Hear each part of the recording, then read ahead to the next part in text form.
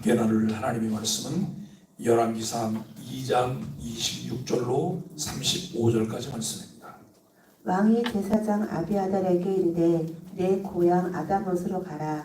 너는 마땅히 죽을 자이로되 내가 내 아버지 다윗 앞에서 주 여호와의 궤를 메었고 또 내 아버지가 모든 환난을 받을 때에 너도 환난을 받았은즉 내가 오늘 너를 죽이지 아니하노라 하고 아비아달을 쫓아내어 여호와의 제사장 직분을 파면하니 여호와께서 실로에서 엘리의 집에 대하여 하신 말씀을 응하게 함이더라.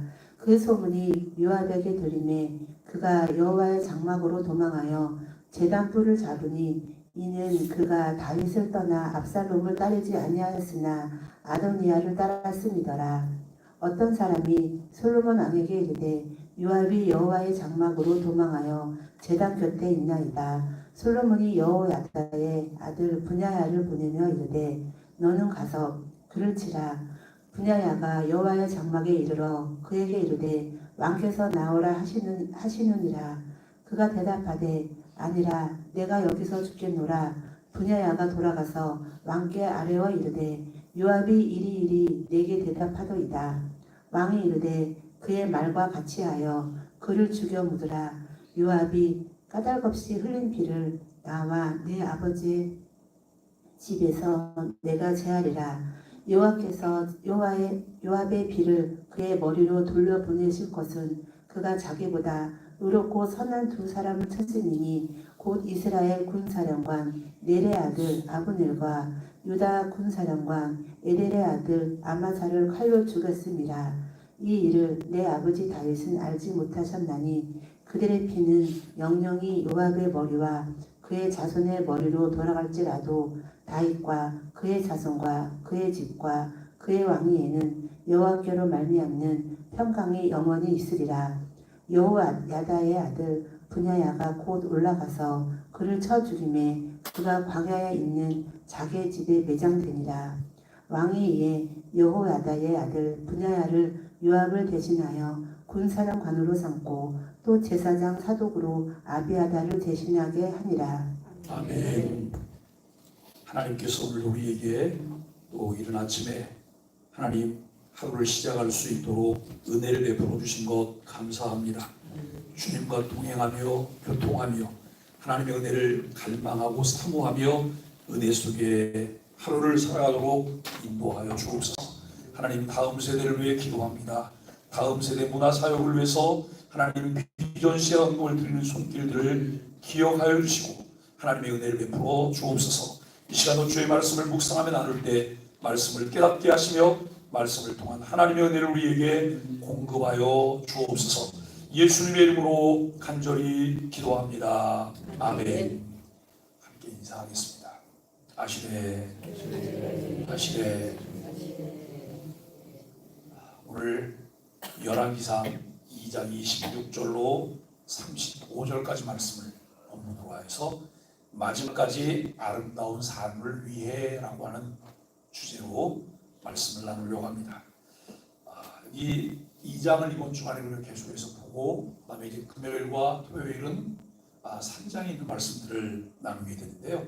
2장의 말씀들을 보면 2장 1절로 4절이 임종의 때가 가까워졌음을 직감한 다윗은 솔로몬에게 유언하고 하나님 말씀에 순종해야 함을 강조하고 있습니다. 그리고 5절로 9절까지 말씀을 보면 왕권 강화에 도움이 안 될 불순한 인사들을 제거하라라고 당부하고 있습니다. 13절로 25절까지 말씀에는 다윗이 죽은 후 솔로몬은 여전히 왕권에 대한 미련이 있는 이제 아도니아를 처단하게 됩니다. 그리고 26절로 이제 34절까지 그리고 36절로 46절까지 내용을 보면 다윗의 군사령관이었던 요압 또 사울의 친척 시므이도 처형되어지는 이런 내용들이 2장의 내용입니다. 그러면 2장은 다윗이 그의 마지막을 마무리하고 또 솔로몬이 새롭게 출발하는 과정 가운데서 일어나는 일들이다 라고 하는 것입니다. 이 부분을 보면서 우리가 함께 관심을 가져야 될 부분은 이런 거예요. 에이, 다윗이 자기만을 위해서, 그리고 솔로몬이 자기만을 위해서 이렇게 본다면 우리는 성경이 말하고자 하는 것을 다 놓치게 되는 거예요. 그들이 하나님의 나라를 위하여 그들이 해야 될 것이 무엇일까? 라고 하는 것을 보고 있다라고 하는 것을 우리가 알게 됩니다. 본문 메시지의 본문은 이제 이 그리스도인들의 삶에 관해서 몇 가지 생각할 점을 우리에게 제시하고 있어요. 첫째는 하나님의 말씀은 성취된다라고 하는 것입니다. 하나님의 말씀은 반드시 성취되어지죠. 우리가 구약을 오래된 약속이라고 말을 해요. 예수님이 오셨어요. 예수님은 그 하나님께서 구약을 통해 약속하셨던 것을 성취하시려고 예수님이 오셨어요. 그리고 예수님이 오시고 또 예수님은 하나님 나라로 가셨어요. 가시면서 뭐라고 말씀하셨냐면 하늘로 올리러 감을 본 그대로 다시 오시리라 라고 말씀하세요. 우리는 그 약속을 믿고 기다리는 사람들이에요. 왜냐하면 그 약속도 반드시 이루어질 것이기 때문에 그렇다라고 하는 것이죠. 열왕기서의 저자는 아비아달의 삶을 평가하면서 이미 엘리의 시대에 주어졌던 예언의 말씀이 성취되었음을 강조하고 있습니다. 우리가 여러분 사무엘상을 처음 볼 때 거기에 이제 엘리의 가정과 그리고 엘리의 가정이 타락함으로써 하나님께서 새로운 사람을 보내주시잖아요. 사무엘이라고. 한나가 그 주어진 환경 가운데 그가 고통스러웠어요. 자기는 아들이었고 그리고 남편의 첩인 분인나는 여러분 아이가 있어요. 이 분인나가 이제 굴러온돌이 박힌 돌을 빼버리려고 여러분 얼마나 귀찮게 하고 그리고 참 비하하기도 하고 모멸감을 주는지 이것 때문에 견딜 수가 없는 거예요. 그 견딜 수 없는 상황 가운데 그가 했던 것은 무엇일까요? 우리가 여러분 여러 가지 복잡하고 어려운 상황들이 생기면 우리를 통해 가장 쉽게 표출될 수 있는 것이 무엇일까요? 불평, 불만이에요. 원망이에요. 그런데 이것은 우리 신앙생활에 아무런 유익이 없어요. 불평과 원망과 불만을 말하기 시작하면 여러분 이렇게 생각하시면 되는 거예요. 아, 사단이 자기를 잡았구나. 마귀가 자기를 잡았구나. 이렇게 생각하시면 되는 거예요. 그 불편한 일이 생겼을 때 원망, 불평, 불만을 하지 않기 위해서 우리가 할 수 있는 것이 무엇일까요? 하나님을 향한 거예요. 하나님께 기도하는 거예요. 시편을 읽다 보면 여러분 시편 40편 이하에 기가 막힐 웅덩이와 수렁에 빠졌을 때 하나님 앞에 기도해요. 얼마나 기가 막힌지 입으로 말로 표현할 수가 없을 정도로 고통스러워요. 그때 그를 통해서 나타나는 것이 뭐냐면 작은 신음이에요. 작은 신음들. 그런데 성경은 뭐라고 말하냐면 작은 신음에도 뭘 하신다고요? 응답하신다고요. 우리는 그 하나님의 살아계심을 믿기 때문에 사람을 상대하지 않고 하나님을 상대하는 거예요. 화났을 때, 마음이 어려울 때, 마음이 불편할 때 사람 만나면 백발백중 뭐 하게 돼요? 마귀와 동업하게 되는 거예요.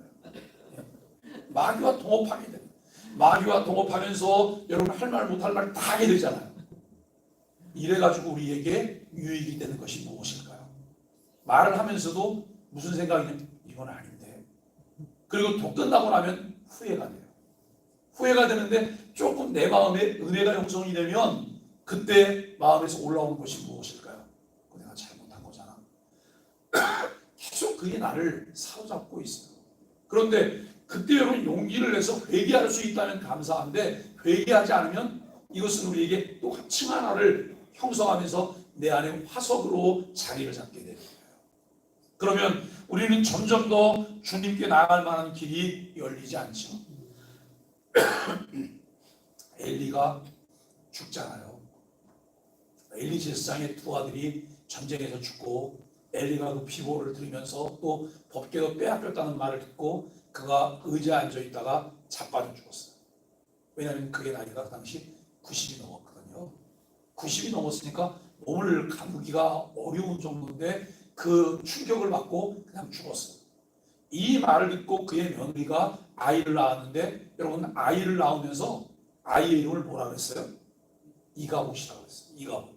하나님의 영광이 떠났다. 하나님의 영광이 떠났다. 이와 같은 내용들이 결국 이 아비아달의 삶을 평가하면서 엘리 시대에 주어졌던 예언의 말씀이 성취되고 있다라고 하는 거예요. 내가 여러분 어떤 일을 행했어요? 정말 하나님께서 기뻐하시는 선을 행했어요. 또 어느 때 내가 악을 행했어요. 그런데 아무 일도 일어나지 않고 그냥 평범하게 지나가요. 아무것도 없는 것 같잖아요. 하나님은 다 기억하고 계세요. 하나님은 기억하고 계시고 보상할 것을 보상하시고 하나님께서 진노하시며 심판하실 것을 심판하시는 하나님이시라는 사실을 우리가 알게 되어져요. 두 번째는 역사의 흐름 가운데 하나님은 당신의 사람들을 쓰시는데, 이때 각 성도는 각자의 일에 책임을 지게 된다라고 하는 것입니다. 이 두 논점을 함께 보면 역사의 흐름 가운데 오늘을 살아가는 성도들은 어쩌면 자신의 삶이 어떻게 하나님께 쓰임받는지 깨닫지 못할 수도 있다는 거예요. 내가 뭘 하고 있어요. 늘 바른 선택을 하려고 하고 옳은 것을 따라가려고 하고 나는 그렇게 올곧게 가고 있어요. 이것이 어떤 것인지 전체적인 그림 속에서는 조화가 아직 안 되고 그림이 없어요. 그럼에도 불구하고 하나님은 나를 사용하시고 있다는 거예요. 내가 하나님께서 선한 도구로 쓰임받을 수도 있고 악한 도구로 쓰여질 수도 있다고 하는 이 부분들을 우리는 보게 됩니다. 그럼에도 성도는 자신이 내린 결정에 책임을 지게 되고 그 결과를 하나님의 때에 우리가 마주하게 된다는 것입니다. 따라서 성도들은 하루하루를 하나님의 말씀에 귀 기울이며 살아야 합니다. 그렇다면 성도들은 어떠한 삶을 살아가야 할까요? 아비아달도 요압도 한때는 다윗에게 충성했으며 왕을 도와 위대한 왕국을 세우는데 공헌했다는 거예요. 저희 집에 오렌지 같은 나무가 있다고 말씀드렸죠. 제가 자꾸 이름 생각이 안 나갖고. 그런데 거기에 3개가 열렸어요. 근데 어저께 아침에 이렇게 찾아보니까 하나밖에 안 남았어요. 그랬더니 그 밑에 하나가 뚝 떨어져 그 밑에 있더라고요. 그러니까 이게 그 꽃이 피고 열매가 생기면 끝까지 이것을 보고 딸 때까지 여러분 그게 붙어 있으면 얼마나 좋겠어요. 기한전에 떨어지면 그게 어디 갔는지도 몰라요. 우리가 신앙생활하고 우리의 삶 가운데서 늘 하나님께 이렇게 기도해야 돼요. 하나님, 기한전에 떨어지지 않게 해주세요. 기한전에 기한이 차서 이 수확을 거둬들일 때까지 잘 그 자리를 지켜낼 수 있는 은혜를 베풀어 주옵소서. 우리가 하나님께 기도하실 수 있게 되기를 간절히 바랍니다. 여러분, 이 요압과 아비아달의 그들의 말로를 보면 비참해요. 이들의 삶이 비참하게 끝났다고 해서 여러분 이들을 단편적으로만 볼 수는 없어요. 요압은 다윗을 위해서 전쟁에서는 무적의 장수와도 같았어요. 하지만 이들은 실수를 돌이키는 데 실패했어. 우리가 여러분 이렇게 말할 수 있잖아요. 사울 임금은 과만 있었을까요? 아니에요. 사울에게 공도 많아요. 그 사울을 보면 칭찬할 만한 것도 굉장히 많아요. 그런데 사울은 결과적으로 하나님으로부터 어떻게 됐어요? 버려졌어요. 왜 버려졌을까요? 결정적인 실수들이 있다는 거예요. 결정적인, 하나님께 돌이킬 수 없는, 돌이키지 않는 실수가 그에게 있다는 거예요. 우리가 여러분 다윗이라고 하는 인물을 보면 다윗 그럼 뭐가 먼저 생각나요? 그가 골리앗과 싸워서 이겼던 게 먼저 생각나요? 바세바를 범하고 우리아를 전쟁 때 죽게 했던 게 먼저 생각이 나요? 여러분, 바세바를 범하고 우리아를 죽게 한 게 먼저 생각나잖아요. 그런데 성경은 이렇게 말해요. 이세의 아들 다윗을 만나니 하나님 마음에 합한 자라. 하나님께서 내 마음에 합한 자라고 말씀하세요. 왜 이렇게 말씀하실까요? 많은 과가 있음에도 불구하고 다윗은 하나님 중심이었다는 거예요. 언제든지 하나님께서 그에게 은혜를 베풀어 주실 때 은혜 속으로 들어갔다는 거예요. 우리가 이런 차이들을 보게 돼요. 여러분, 다윗이 바세바를 부리하게 품었던 죄에서 돌이킨 모습과 대조될 만한 그런 곳이죠. 성도들의 삶도 굴곡이 있어요. 그러한 때 다윗과 같이 주님 앞에 참여하고 은혜를 구하는 것이 필요합니다. 또한 오래 참으시는 하나님의 공의를 성도들은 오해하지 말아야 된다라고 하는 것이죠. 재단불을 잡으며 생명을 연장하려고 했던 요압의 마지막 시도는 그를 구원하지 못했어요. 여러분, 제가 사무엘상을 보면서 지금까지 오는 중에 사무엘상하 그 다음에 이 열왕기상을 보면서 제 머릿속에 각인된 요압은 이런 사람이에요. 자기 생각대로, 제멋대로, 자기 소견대로, 왕이 무슨 명령을 해도, 왕이 어떤 정책을 세워도 그 정책을 따르지 않아요. 지금 여러분, 요압이 죽게 된 상황이 되니까 요압이 어디로 뛰어갔어요? 제단 뿔을 뛰어가서 제단 뿔을 붙잡고 있어요. 그래서 여러분, 분하야를 시켜서 그를 끌어내려고 해요. 그런데 자기는 죽을지라도 여기서 그냥 죽겠다고, 여러분, 그렇게 말을. 끝까지 요압은 자기 생각대로 해요. 우리는 이런 거예요. 내 생각이 있고 하나님의 생각이 있어요. 하나님께서 어떤 것을 순종하라고 말씀하시는데 이제 그것은 안 돼. 그러면 네. 그래, 그렇게 하는데 그런 순종하라 그럴 때도 아니요 라고 말. 이것을 하라고 말할 때도 이건 안 된다고 말할 때도 부득부득 것을 해요. 성경에 보면 그런 것들이 있잖아요. 하나님께서는 이스라엘이 심판 때가 되었을 때는 그들을 심판에 내주세요. 그리고 선지자로 하여금 이스라엘이 심판을 받게 될 거라고, 그것을 받아들이라고 선포하게 해요. 평상시 말을 지독하게 안 듣던 사람들이 그건 절대 안 된다고 생각하고 그걸 지켜내는 거예요. 이게 뭐예요? 결국 그것도 하나님의 뜻에 역행하는 거잖아요. 우리는 받아들임이 필요하고 인정함이 필요해요. 이 유다의 죄악을 오래 참으셨던 하나님이 므낫세 왕 때에는 인내의 임계점이 넘자 더는 참지 않으셨다는 거예요. 왜 하나님이 그냥 묵묵히 가만히 계실까요? 침묵하실까요? 아무것도 안 하실까요? 하나님은 때를 기다리세요. 어느 때를요? 죄악이 관영할 때, 차고 넘칠 때까지 하나님이 기다리세요. 그 차고 넘칠 때까지 기다리는 동안 여러분, 하나님의 마음이 부글부글 끓지만 그것을 다 지켜보고 오래 참으시는 거예요. 그런데 오래 참으시는데 하나님이 도끼를 품고 참으실까요? 하나님이 그들이 돌이켜 돌아오기를 바라시는 마음이에요. 그러나 돌이켜 돌아오질 않아요. 왜요? 은혜를 받지 않기 때문에. 은혜를 수용하지 않기 때문에 돌이켜 돌아올 기회가 없다는 거예요. 성도들은 연약함과 죄성으로 인해서 죄를 범했을 때 즉시 그 죄에서 돌이켜 공의의 하나님께 자비와 긍휼을 구해야 돼요. 우리가 여러분 자녀들을 야단치다 보면, 자녀들 중에도 보면 쓸데없는 자존심 때문에 몇 대 더 맞는 아이들이 있어요. 어떤 아이는 딱 잘못해서 부르면 뛰어와서 와서 바로 그냥 무릎 꿇고 앉아갖고 아빠 잘못했어요. 싹싹 빌어요. 매 한 대도 안 맞고 다 빠져나가요. 그런데 이 마음엔 그런 마음이 있는 거예요. 근데 또 다른 자녀는 알면서도 끝까지 버티게요. 그러다 아주 죽을 정도로 맞고 난 다음에 그 다음에 가서 뭐라고 말하면 잘못했다니까요. 잘못했다니까요. 여러분 이렇게 말을 해요. 그때는 이미 벌써 모든 걸 다 잃었잖아요. 오늘 우리가 그리스도인의 삶을 살면서 하나님 내게 은혜를 주세요.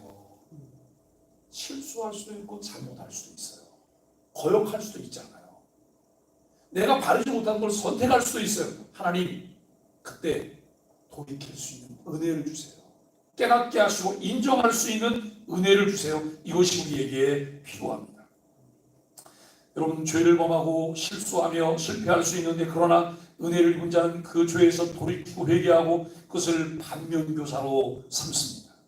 은혜를 입지 못한 자는 여러 가지 변명과 강팍한 마음으로 하나님께 돌이키지 않아 길을 나섰다면, 목적지까지 가야 하듯이 시작을 했다면 끝까지 잘하는 것이 중요해요.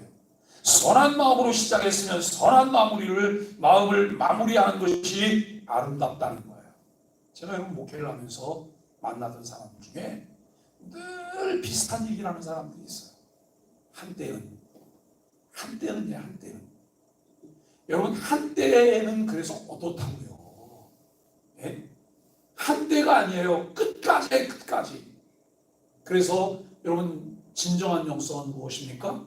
꾸준함과 한결같음이에요. 꾸준함과 한결같음.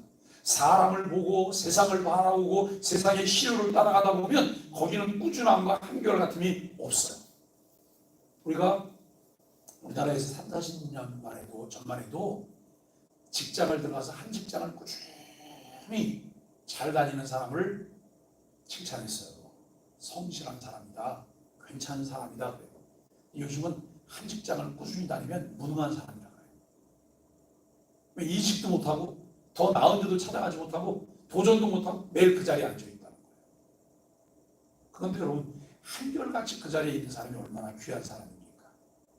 오늘 우리는 우리의 삶 가운데 내 영성은 누구를 닮는 영성일까라고, 시대를 닮는 영성일까, 아니면 주의 말씀을 따르는 영성일까? 주의 말씀은 한결같게 해요. 꾸준히 그 자리를 지키게 해요. 꾸준히 그 자리를 지키는 사람들이 결국 모든 것을 지켜내게 돼 있다는 거예요. 오늘 우리는 여러분 참 그리스도인은 한 번만 잘하고 마는 것이 아니라 늘 한결같음으로 마지막까지 잘해야 합니다. 사명을 신실하게 감당해낼 수 있어야 되는 것이죠. 오늘 본문에는 줄곧 자라다가 끝에 가서 아름답지 못함을 보여준 사람들이 나옵니다. 여기 26절, 27절은 아비아다를 파면하죠. 솔로몬은 제사장 아비아다를 제사장직에서 파면하고 고향으로 쫓아냅니다. 여러분, 이 아비아달이 얼마나 귀한 사람인지 아세요?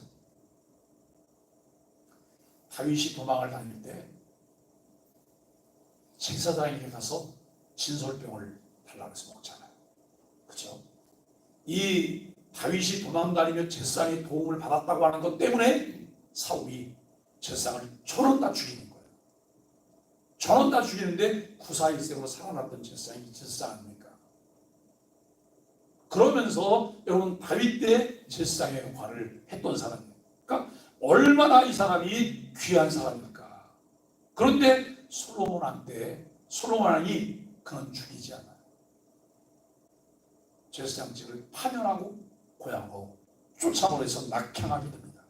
왕정시대의 관행대로라면 아도니아 편에 섰던 아비아달은 죽임을 당할 수도 있어요. 그러나 솔로몬은 그가 압살롬의 반역 때 다윗의 곁을 지킨 것을 감안해서 추방하는 것으로 마무리를 짓고 있음을 26절이 말씀하고 있습니다.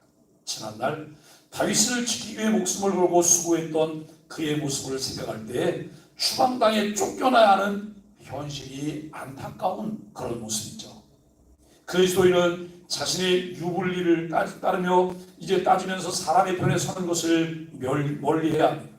끝까지 하나님의 뜻을 물으며 하나님 편에 서는 사람을 하나님은 책임져 주신다는 말씀입니다.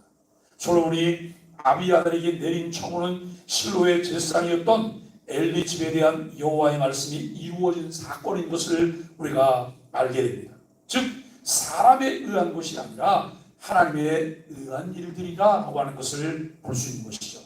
여러분, 솔로몬은 그저 도구로만 쓰여져요. 그런데 배후에서 역사하시고 일하시는 하나님을 볼 수 없고 솔로몬만 보면 이 사람은 솔로몬과 뭐가 되는 거예요? 왼수가 되는 거예요. 왼수가 돼요. 목회를 하다 보면 목회자와 자꾸 왼수가 되려고 하는 분들이 계시더라고요.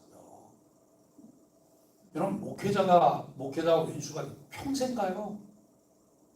평생 가요. 그리고 말년에 어떤 결정적인 어려움을 만나면 그때 여러분 연락이 와요. 잘못했다고. 안 만나고 싶어요. 정말 목회자가 표현은 안 하지만 목회자도 여러분 이 속에 상처가 너덜너덜해서 어떤 목사님이 고목나무 옆을 지나가다가 여러분 텅 빈 고목나무를 보면서 이렇게 얘기를 했어요. 너도 목회하냐? 너도 목회하냐? 네? 속이 다 썩어온 분들, 우리 백사무엘 목사님이 지난주에 사용하고 지금 주안에 특세 좀 계속 나와서 자리를 지키고 있잖아요. 인수인계를 다 하겠다고 교회를 사랑하는 마음으로. 근데 백사무엘 목사님이 이제 그 일을 시작을 한 거예요. 네? 견뎌내는 것밖에 없어요. 올곧게 바른 길을 가면서 견뎌내는 것밖에 없어요. 여기서 누가 무슨 말을, 저기서 무슨 말을 하든 그것을 견뎌낼 때의 결과물을 볼 수가 있게 되는 것이죠. 여러분, 사람의 행위 이면에 하나님의 뜻이 감춰져 있을 때가 있어요. 하나님의 섬기는 사람이다 이해할 수 없는 오묘한 것이죠. 그리스도인의 삶은 하나님의 손에 붙잡혀서 그분의 뜻을 이루어드리는 도구로 사용될 때 진정한 가치가 있습니다. 아비아달의 추방 소식을 들은 약삭빠른 요압은 성막으로 도망해 제단 뿔을 잡고 목숨을 부지하려고 했습니다. 그는 압살롬의 반역되는 다윗 편에 섰지만 이번에는 정치적 계산에 근거해서 아도니아 편에 섰다가 죽음을 맞이하게 됩니다. 요압은 전에 개인 감정과 패권 다툼으로 아브넬과 아마사를 죽이는 악한 일을 저질렀던 것을 32절이 말씀해요. 그럼에도 그는 회개하지 않았습니다. 자신의 탐욕을 위해 타인의 생명을 하찮게 여기는 사람은 절대 심판을 피해갈 수가 없습니다. 요압이 제단 뿔을 잡고 버팁니다. 그러나 솔로몬은 분하야를 보내서 그를 치라 명합니다. 요압은 죽어 자기 집에 매장되었다고 34절에서 말씀합니다. 다윗 왕조차 제어하기 힘들어할 정도로 막강한 권력을 요압의 마지막이 참으로 초라하다는 거예요. 힘과 권력은 영원하지 않습니다. 마지막이 아름다운 삶을 위해서는 권력이 있을 때 그것을 자기 욕망을 위해서, 자신을 위해서 사용하지 않고 남을 위해서, 하나님의 영광을 위해서 사용할 수 있어야 합니다. 그 힘과 권력은 위로부터 우리에게 맡겨진 것이고 위임된 것입니다. 내 임의대로 나를 위해 사용하지 말고 주를 위해 주의 의도대로 사용해야 된다는 것이죠. 솔로몬 왕은 다윗 왕국을 대적한 세력들을 정리한 후에 분하야와 사독에게 그들의 일을 이어받게 합니다. 분하야와 사독 두 사람은 요압과 아비아달을 대신해서 군 사령관과 제사장이 되었습니다. 이제 두 사람은 하나님과 하나님이 부르신 왕을 위해 충성해야 합니다. 한 번만 잘하고 마는 것이 아니라 끝까지 충성함으로 마지막이 아름다운 자들이 되어야 한다라고 하는 것입니다. 한결같이 변함없으신 하나님의 성품을 닮은 그리스도인의 삶의 태도는 마지막에 아름다운 향기를 짙게 풍깁니다. 신실하신 하나님을 섬기는 우리는 신실해야 합니다. 자로나 우로나 치우치지 아니하고 마지막까지 신실할 수 있도록 은혜를 구할 수 있기를 바랍니다. 솔로몬의 반대편에 섰던 사람들은 다 정리가 되었습니다. 그들은 행한 대로 받았습니다. 하나님께서 행하시는 공의입니다. 초라한 모습으로 퇴장하는 그들을 보면서 끝까지 신실한 것이 얼마나 중요한지를 깨닫게 됩니다. 사랑하는 소망의 가족 여러분, 고린도서 4장 2절에 바울은 맡은 자들의 구할 것은 충성이니라 라고 말씀합니다.